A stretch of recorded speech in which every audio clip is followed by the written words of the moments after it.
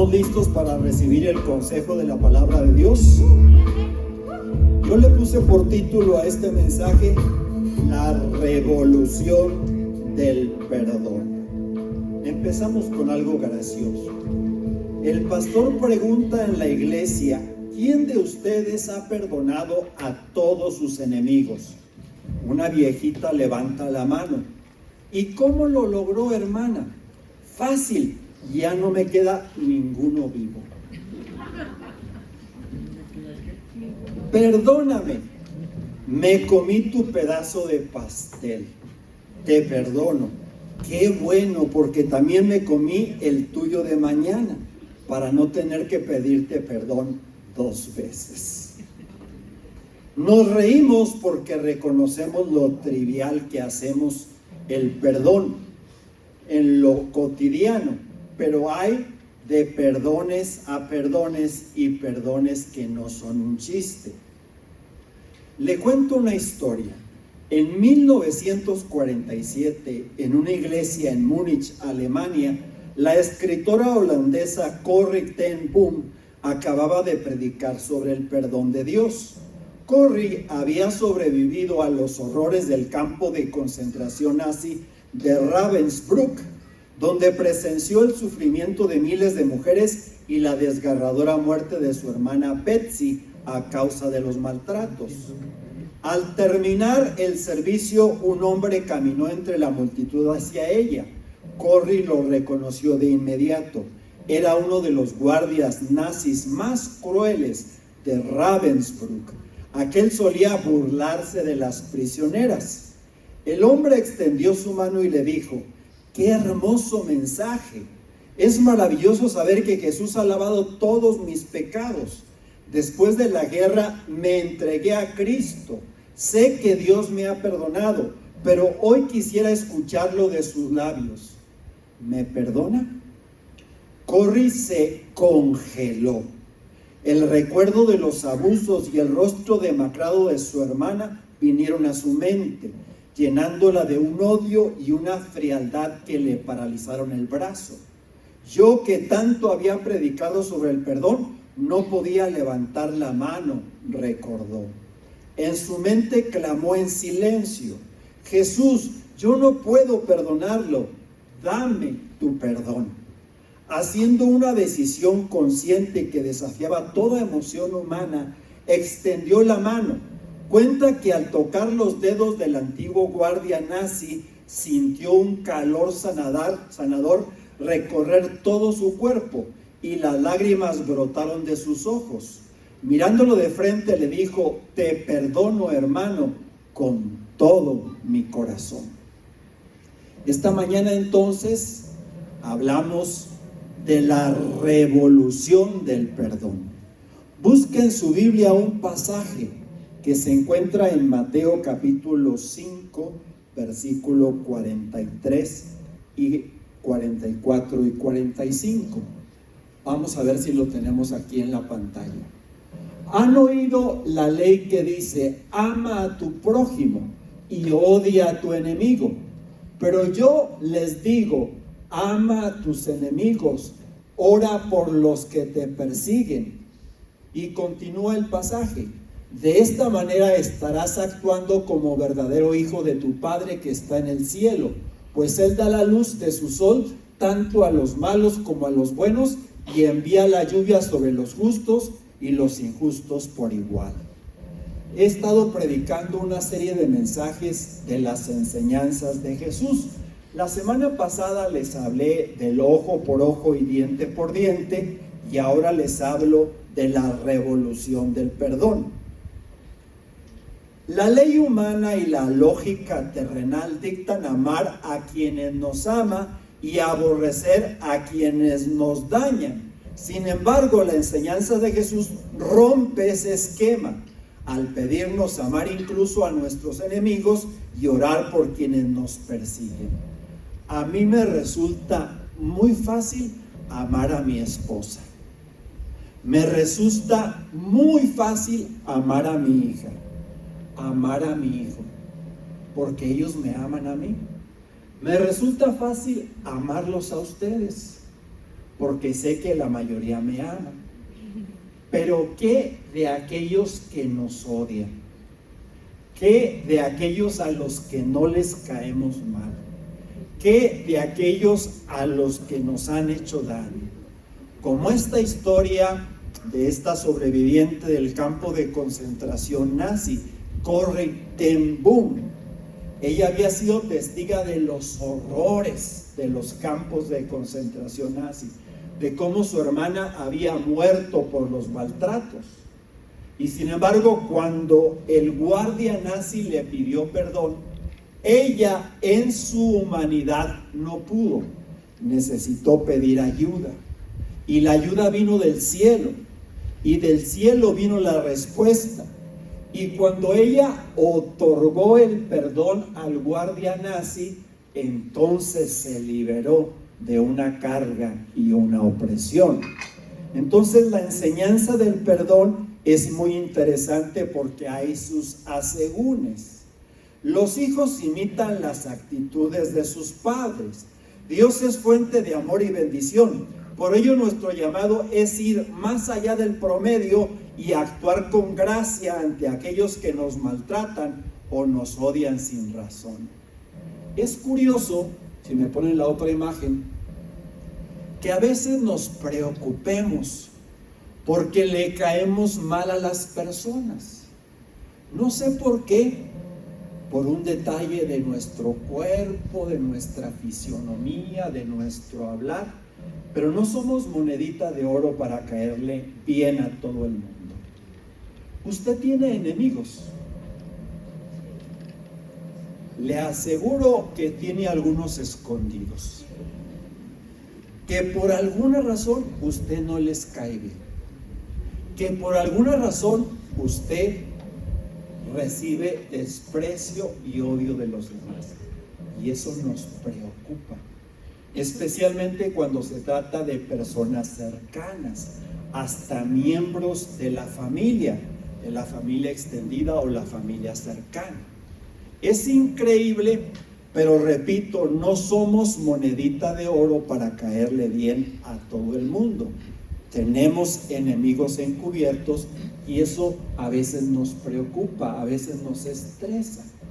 ¿Por qué si le hemos hecho bien a la gente, por qué la gente nos odia?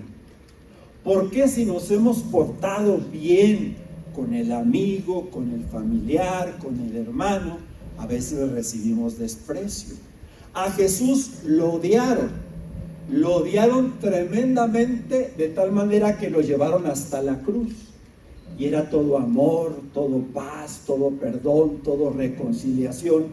Entonces, si al árbol verde le hicieron eso, imagínese al seco, a nosotros, descendientes de su gracia, descendientes de su poder, descendientes de su presencia. Amar al enemigo no es una opción absurda, ni una actitud para ingenuos.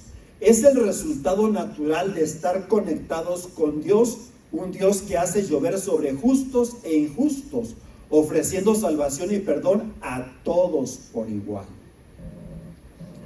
Estos días pasados que estaba lloviendo bien bonito, todos nos pusimos contentos. No sé usted, pero yo en lo particular me puse muy feliz. Me encanta el verano, me encanta el campo verde, me encantan los ríos que llevan agua, los arroyos que corren en el agua, me encanta ver el maíz cuando ya está giloteando, como dicen en el rancho, cuando ya tiene las mazorcas, me encanta ver el frijol, me encanta el campo, y cuando llueve me alegro. Pero Dios hace llover sobre justos e injustos. Le da su bendición a los buenos y a los malos. Ahora que pasó la epidemia del COVID, muchos nos preguntamos, ¿por qué no se enfermaron los malandros? ¿Por qué no se enfermaron los sicarios? ¿Por qué no se enfermaron los malos y se murieron? Y se acabaron los problemas. Amar al enemigo no es fácil, es complicado, es difícil. Cuando se sientan de un lado los ucranianos y de otro lado los rusos a negociar, hay tensión en el ambiente. Son enemigos acérrimos. Cuando están de un lado los palestinos y del otro lado los israelitas, truenan los cielos. Se han odiado por siglos y se han matado entre ellos, sus hijos, sus nietos. Todos tienen historias terribles que contar. Pero a mí la Biblia y las enseñanzas de Jesús me impulsan a amar hasta los enemigos, a amar a los que nos maltratan, a amar y bendecir a los que no nos quieren. Repito, es fácil amar a quien te ama. Oye, es darle un regalo en su cumpleaños a aquel que nunca se le olvida el tuyo y que siempre tiene un presente para ti, es hasta natural. Es corresponder de una manera normal y natural. Estamos simplemente correspondiendo a lo que Él nos hace o nos da, o ella. Pero cuando se trata de personas distantes, ajenas, que destilan odio, es difícil poner la otra mejilla, devolverla, ¿cómo dicen? Devolver el golpe con guante blanco o algo así. La cachetada con guante blanco es algo complicado, algo difícil. Se espera de nosotros que no seamos gente promedio, que no seamos gente del montón, que seamos como nuestro Padre. No requiere esfuerzo amar a quienes nos cuidan, dar regalos a quienes nos corresponde o convivir en paz con personas serviciales. El verdadero sello del seguidor de Cristo está en responder con bien ante el mal y poner la otra mejilla. Tenemos que entender los conceptos y las ideas. No se trata de permitirlo todo. No se trata de tener relaciones sadomasoquistas. No se trata de que una mujer agache la cabeza y se deje golpear constantemente por su novio o por su esposo, o viceversa. Se trata simplemente de salvar las situaciones, de superar las pruebas y las tormentas de la vida y de poder bendecir a aquellos a los cuales no les caemos bien. Les repito la historia. Corrie ten Boom casi muere en un centro de concentración. Cuando veo los reportajes de la Segunda Guerra Mundial, cuando los aliados empiezan a liberar campos de concentración, no sacan a los prisioneros rápidamente de los centros, porque no había dónde ponerlos. Pero me sorprende un dato que leí y que escuché que me llamó poderosamente la atención. Esa gente tenía semanas, meses sin comer. Y cuando llegan los aliados y los liberan, les dan comida. ¿Qué cree que pasó? Muchos se murieron porque comieron. Y comieron mucho porque tenían mucha hambre.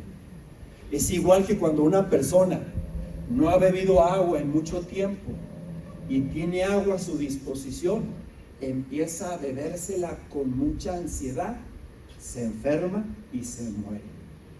Tiene que darle un traguito, esperar un rato, darle otro traguito, esperar otro rato, darle otro traguito. De la misma forma, una persona que tiene un ayuno prolongado de semanas o de meses, tiene que comer muy poquito, esperar un tiempo, comer otro poquito y esperar que su sistema digestivo se acostumbre a la comida como dejó de acostumbrarse a la comida. Para los soldados, ver la escena de tantos prisioneros hambrientos que dijeron: vamos a darles comida, y les trajeron comida y les dieron, y desesperados empezaron a comer. Al ratito empezaron a morir uno tras otro. Los horrores son indescriptibles. Imagínate pasar por todo eso, salir del campo de concentración y no tener ningún familiar porque a todos los mataron, a los hermanos, a los primos, a los tíos, a los abuelos, quedarse solo en el mundo y enfrentar la vida. Y estar predicando sobre el perdón, como lo hacía en muchas iglesias que la invitaban y compartía su testimonio. Y que se te acerque un guardia nazi, que fue quien te torturó, que fue quien te golpeó, que mató a tu hermana, y te diga: hermana, perdóname, ya Cristo me perdonó, pero quiero tu perdón. Imagínate lo difícil, lo complicado, lo imposible que esto resulta. Humanamente no podemos. Tenemos que recurrir a la ayuda del cielo. Corrie ten Boom batalló con sus sentimientos, pero al tomar la decisión de perdonar en obediencia, experimentó liberación interna. El perdón no solo beneficia al ofensor, sana, restaura y quita la carga del ofendido. Ella no solamente benefició a su ofensor, sino se benefició ella misma al otorgar el perdón. Muchas personas están amargadas. Una mujer se quejaba enormemente de su pareja. Hablaba de los maltratos, hablaba de las groserías, hablaba de la falta de dinero en la casa, hablaba de todo eso. Y cuando le preguntan, ¿hace cuánto que pasó? Ella dice, me divorcié hace 19 años. Imagínense, pasaron 19 años y ella viviendo en los horrores y en los errores del pasado. No podemos estar atados a nuestro pasado. Tenemos que liberarnos de él. Ahora, para evitar confusiones teológicas o emocionales, convendría precisar brevemente que perdonar no es justificar el mal, ni olvidar el daño, ni necesariamente reconciliarse o restaurar la confianza de inmediato con alguien peligroso, sino de liberar la deuda de amargura. No vamos a ser amigos, no vamos a ser compadres, no vamos a ser las personas unidas que una vez fuimos. Pero perdonar, según esto, es liberar la deuda de amargura, especialmente si son personas peligrosas. Les decía el miércoles que estudiábamos sobre la ley y sobre la gracia. La justicia divina es diferente a la justicia humana. Un sicario lleva 1000 muertes. Ha matado hombres, mujeres, niños, ancianos, mujeres embarazadas, de todo. A él le dan una orden, llega a una casa y mata a todos. Ese sicario vive para matar, pero en algún momento de su vida recuerda una enseñanza de su madre, alguien le comparte el evangelio, viene la convicción de pecado y el sicario se arrepiente poco antes de que lo maten. ¿Qué va a pasar con él en la vida eterna? ¿Cómo lo va a juzgar Dios? ¿Cómo le hizo Dios, Jesús, cuando estaba en la cruz? Uno de los que estaba a su lado lo injuriaba, se burlaba de él. El otro no. El otro le dijo, acuérdate de mí cuando vengas en tu reino. ¿Y qué le contestó Jesús? Hoy estarás conmigo en el paraíso. Lo perdonó. Era un hombre cruel, sanguinario, había matado mucha gente, era terrible y se arrepiente en el último momento y recibe de Dios perdón y salvación. Como que eso no nos cabe en la cabeza, especialmente pensando en personas buenas que llevan una vida intachable, que son generosas, que apoyan a las causas nobles, que ayudan a los indígenas, a los niños, pero que nunca se arrepienten. Hay buenos que terminarán en el infierno y hay malos que terminarán en el cielo, porque la justicia divina es diferente a la justicia humana. Entonces, perdonar no es justificar el mal ni olvidar el daño, ni necesariamente reconciliarse o restaurar la confianza de inmediato con alguien peligroso, sino liberar la deuda de amargura. Dios no rechaza un corazón contrito y humillado. Como sus representantes, nuestra misión es levantar a quien ha caído, buscando la restauración incluso de quien habla mal de nosotros. Qué difícil es acercarse a una persona cuando sabes que esa persona te da la espalda, habla mal de ti, te denigra delante de las personas. Qué difícil es restaurar la confianza y poder continuar con una relación con una persona que te ha clavado un puñal por la espalda. Pero la Biblia me manda a mí y te manda a ti en levantar al caído. ¿Por qué levantarlo? Si está caído por los vicios, si está caído por el alcoholismo, si está caído por las drogas, si desaprovechó muchas oportunidades. No somos nadie para juzgar.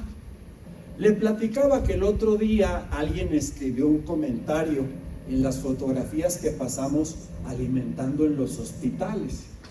Y nos decía en el comentario que hay muchos vagabundos que ya saben eso y que se acercan para cenar.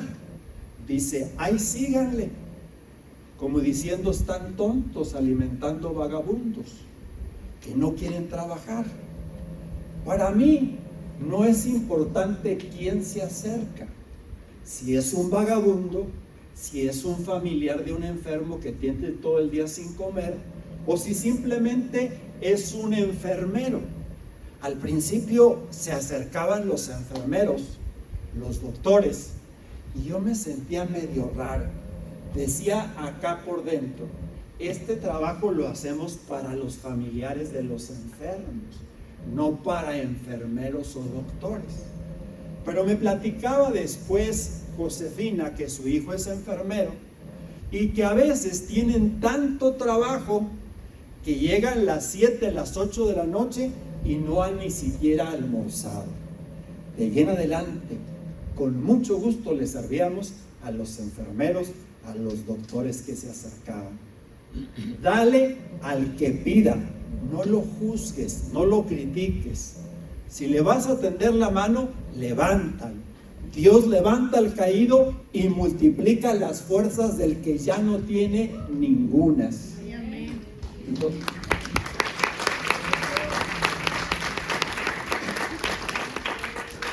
rompe el espiral del odio. El mundo sufre por guerras, divisiones y resentimientos acumulados. Romper ese ciclo exige negarnos a alimentar la amargura y decidir vivir en paz con los demás en todo lo que dependa de nosotros. Conocemos la guerra de Ucrania, lleva más de 4 años. Conocemos la guerra de Irán, conocemos la guerra de Israel con Palestina, pero lo que no sabemos es que ahorita hay 130 conflictos activos en el mundo, más los que se sumen. Hay guerras en África, hay guerras en Asia, hay guerras en Latinoamérica. México está en guerra. Tenemos cientos de miles de muertos, tenemos cientos de miles de desaparecidos y la guerra se intensifica. El mundo sufre por guerras, divisiones y resentimientos acumulados que explotaron. Pero romper ese ciclo es negarnos a alimentar la amargura. Romper el ciclo es negarnos a alimentar el resentimiento, el odio y la amargura.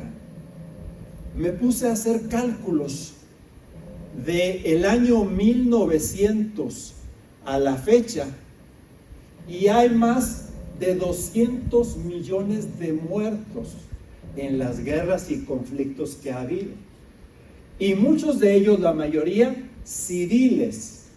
personas que no tenían vela en el entierro, ni siquiera militares, por la crueldad de gente sin escrúpulos que manda a sus tropas a lidiar con guerras fratricidas porque están amargados del corazón. ¿Cuál es el lenguaje del cielo? La ley del reino de Dios se fundamenta en la gracia. Establecer su reino aquí y ahora significa hacer de la paz y el perdón la regla de nuestra vida cotidiana. Hacer de la paz y el perdón la regla de nuestra vida cotidiana. Dice la Biblia, en lo que dependa de ustedes, si me pasan la otra imagen, estén en paz con todos los hombres. En lo que dependa de ustedes. A veces no va a depender de nosotros, pero en lo que dependa de ustedes, sea con el vecino, sea con el amigo, sea con el familiar, sea con quien sea, estén en paz con todos los hombres.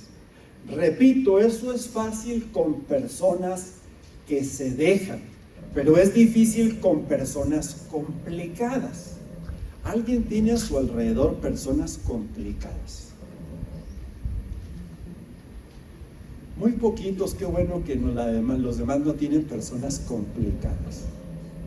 Pero la mayoría batalla, lidia con eso, personas complicadas, que hacen de cualquier cosa un problema, que se encienden fácilmente, que se van peleando con el tráfico, y por qué te metiste y por qué te cruzaste, que tienen problemas internos existenciales y que lo proyectan y que son de mecha corta y explotan en cualquier momento. Estamos rodeados de esas personas y tenemos que lidiar con ellas. El perdón entonces no es una emoción espontánea ni una señal de debilidad. Es una decisión de la voluntad y una muestra de poder espiritual. Cuando elegimos amar a quien nos aborrece, rompemos la cadena de resentimiento y nos parecemos más a nuestro Padre Celestial, que hace brillar su sol sobre todos. Si me pasan la otra imagen, por favor. Dios hace brillar su sol sobre todos. Estábamos viendo mi esposa y yo el video de una tarumarita que llegó a estudiar a Harvard y se graduó de la universidad más prestigiosa de Estados Unidos. Y ella platica vivencias de su infancia y cómo su mamá le decía en las fiestas, por ejemplo, no te acerques a los dulces hasta que se hayan acercado todos los niños blancos o mestizos, y entonces hazlo tú. Sin saberlo, a veces, sin pensarlo, discriminamos a personas que se nos hacen de inferior condición.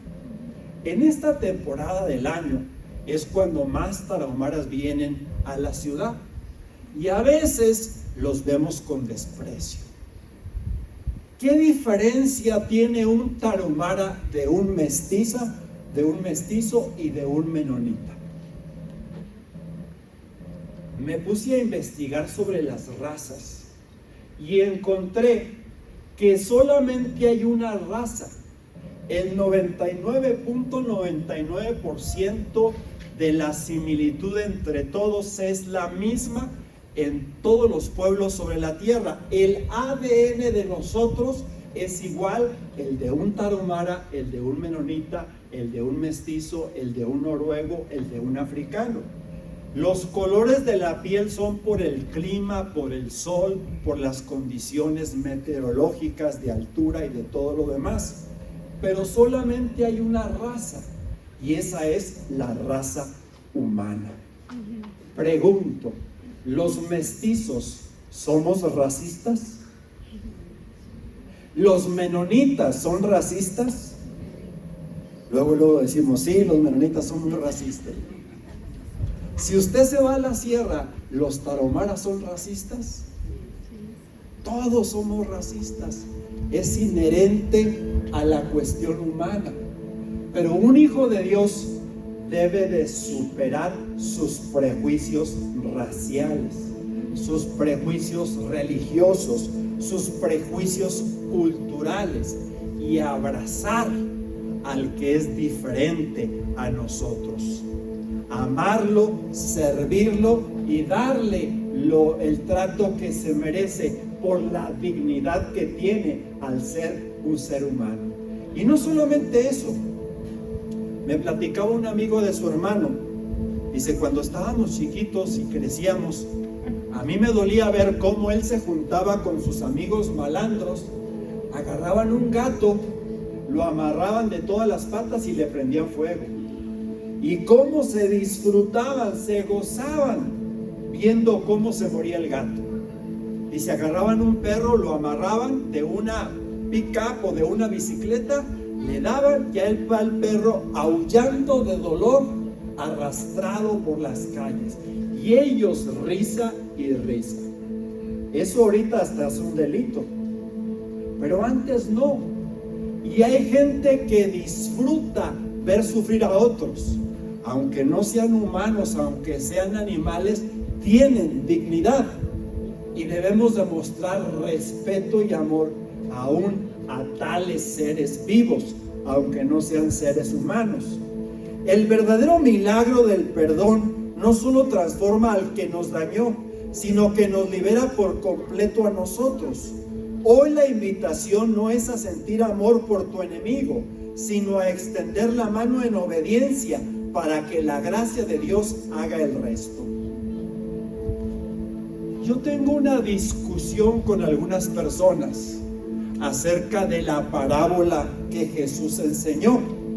En esa parábola vemos que una persona que tenía una huerta, vamos a contextualizarla, una huerta de manzana, está necesitando trabajadores.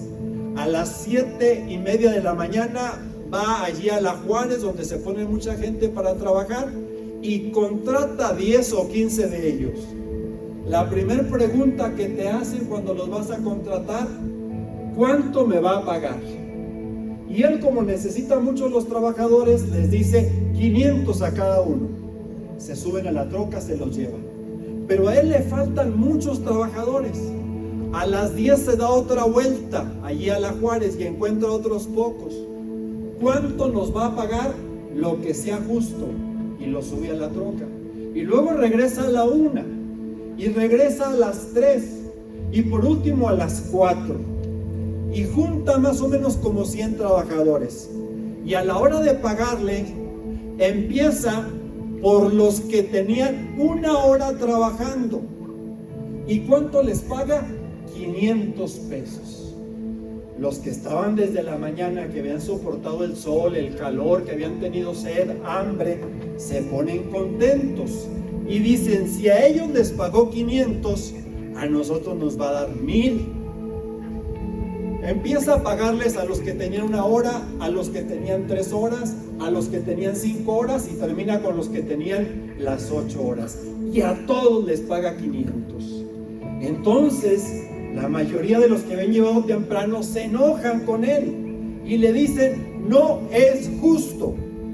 Si usted estuviera ahí trabajando, ¿diría lo mismo? No es justo. Nosotros hemos soportado el sol, el calor, el hambre, el frío, el aire, y estos tienen 1 hora trabajando y les pagan lo mismo. No es justo. Jesús en su parábola dice: la justicia humana es diferente a la divina. Si yo soy el dueño de la huerta y yo quiero regalar mi dinero, ¿cuál es tu problema? ¿No quedamos en 500 y todos aceptaron? ¿Por qué ahora me tildan de ser injusto? Yo con mi dinero puedo hacer lo que me dé la gana. Eso habla de la justicia divina. Si el sicario se arrepiente en el último momento, te perdona igual que a ti, que te has esforzado en la vida cristiana a llevar una vida honesta, te perdona igual y te da los mismos privilegios. Y eso, mi hermano, no es ser injusto. Eso, mi hermano, es gracia. Gracia no es que Dios te dé lo que mereces, sino lo que necesitas.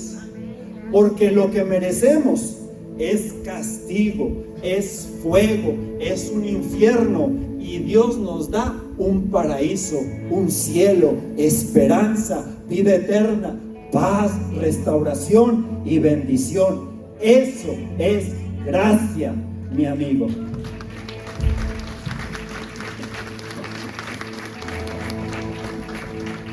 Termino. La misma gracia que Corrie usó ante un guardia nazi es la que necesitamos para perdonar el chisme de un compañero de trabajo, una traición financiera o un desplante familiar. Cierra tus ojos por un momento, revisa tu mente, tu corazón. A lo mejor hay alguna persona con la cual no te llevas bien. A lo mejor hay una persona que te ofendió, o que te sacó del grupo, o que te hizo la chueca, o que te dio la espalda. Pero si escarbas más profundo, vamos a encontrar personas que te lastimaron cruelmente, que te maltrataron, que te violaron, que hicieron cosas desastrosas y tremendas contigo, que perforaron tu corazón. Gracia es otorgar perdón aunque no se restaure la relación, especialmente si son personas peligrosas. Pero tú esta mañana libera perdón. Dile: Señor, ayúdame a perdonar, ayúdame a liberarme por dentro, porque están creciendo raíces de amargura en mi vida. Libérate y libéralo a él o a ella, o libéralos a ellos. Es tiempo de la gracia, es tiempo del perdón, es tiempo del amor, es tiempo de la liberación, es tiempo de la paz y es tiempo de la restauración. Ahora ponte de pie y acércate con el que tienes a tu